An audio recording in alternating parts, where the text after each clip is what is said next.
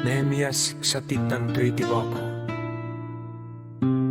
Pagkatapos na may patayo ang pader at may kabit ko ang mga pinto, ay itinalaga ang mga bantay pinto, mga aawit at mga Levita. At aking inatasan ang aking kapatid na si Hanani at si Hananias na pinuno ng tanggulan upang mamahala sa Jerusalem, sapagkat siya ay isang taong tapat at may takot sa alahaya kaysa karamihan ng mga tao. At sinabi ko sa kanila, huwag bubuksan ng mga pintuan ng Jerusalem hanggat hindi mainit ang sikat ng araw habang nakaduty pa ang mga bantay pinto. Ipasara ninyo ang mga pinto at ikandado ito. Magtalaga rin kayo ng mga tagabantay mula sa mga naninirahan sa Jerusalem. Ang iba ay sa kanilang mga poste at ang iba ay malapit sa kanilang mga bahay. Ang lungsod ay malawak at malaki, ngunit kakaunti ang mga tao roon at ang mga bahay ay hindi pa naitatayo.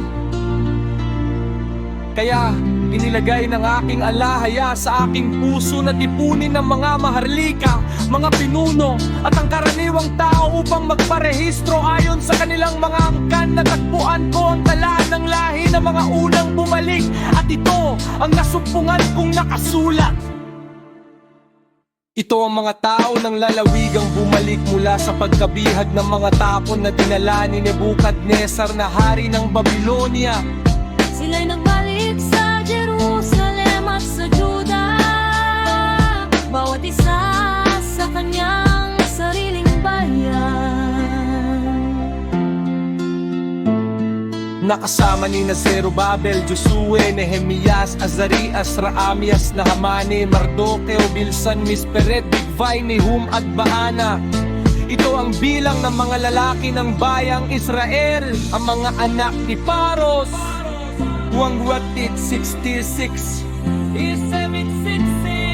ni Ara, Senimatit 6-2 ni Bahat mo, at sa pamamagitan ng angkan ni na Joshua ituwad-tuwad na tunad ni Elam kan tuwad boy 40 ni Saku, Papito at Fal ni Sapay, Semitus 8-16 ni Binui, Sekiwakag ni Bibay, Sesituad ni Asgad ay 22L ni Adonikam, 6-7 ni Bigvai, 1-7 ni Adin, 6-12 ni Ater sa pamamagitan ni Hezekias, Nakirat M ni Hasum, 21 at ni Besay, 21 ni Harib at 1-8 Tarim ng mga taga-Gibeon, 95 ng mga lalaki ng Baclahan at Mepoa, 92 at 38 ang Anatok, Natikwine ng mga Smithlet, 28 Natirihat, Jairim, Zephyra at Tirot, 74 ng Rama at Geba, 74